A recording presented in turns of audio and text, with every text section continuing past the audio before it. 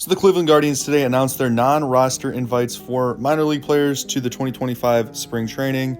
And we got some pretty cool names on here. I just wanted to talk about it real quick. Standout name here is Chase DeLauter. He, of course, is the number 2 prospect in the organization. I expect him to be up in the major leagues this year. I would like to have him starting, at least in a platoon, in right field to start the year opening day. Most likely what's going to happen is the same thing that happened to Kyle Manzardo last year. I think that Manzardo was probably ready. But, I mean, honestly, maybe he wasn't because his first stint didn't go that great.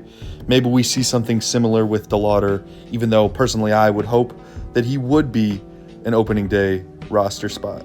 The next highest prospect was Cooper Ingle.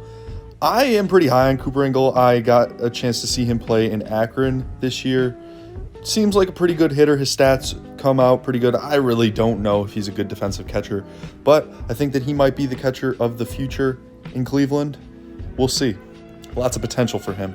And then there will be some room for these pitchers maybe to make an impact at the major league level. I'd like to highlight Ryan Webb. I think that it was a pretty good steal for the Guardians to keep him in the Rule 5 draft. I think that he probably has the highest chance of any of these guys to make that jump to the major leagues this year. But Will Dion, Tanner Burns, guys that have been around the major league conversations before, even though they haven't made that jump yet. Infielders, there aren't really any names that jump out to me super exciting. Micah Pry is always a guy who hits well in spring training. We'll see if he gets a chance. Maybe this is the year for him, but I wouldn't say it's super likely. Outfielders here, Miles Straw, yeah, he's probably not going to make the team, but I guess you got to invite him. George Valera, he was DFA'd. Nobody picked him up. Maybe he plays his way into a roster spot. I think it's pretty unlikely. And then Khalil Watson, he was a AA last year too. I did get to see him play. He hit a bomb in the game that I was at. I honestly think that he's one of the more exciting players on this list just because of his power. He's got some speed.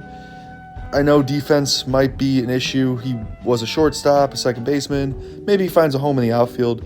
And I'd expect him to start the year definitely at AAA, but if he plays well, maybe he plays his way up to the major leagues.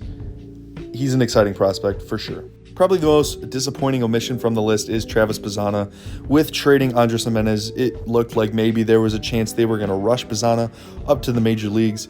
It's looking like maybe that's not the case. Started last year at Lake County. I'd expect him to make the jump to AA Akron this year, maybe all the way up to AAA, and long shot maybe September call-up. But hey, I look at this maybe and I think, you know, the team might have saw how well DeLauter did last year, and you're thinking, we can't have that happen again where Bazzana lights up spring training and everybody's calling for him to be up in the major leagues when he's really shouldn't be ready. But hey, you know what? I hope he balls out in the minor league camp and shoots up through the minor leagues and we see him in Cleveland sooner rather than later.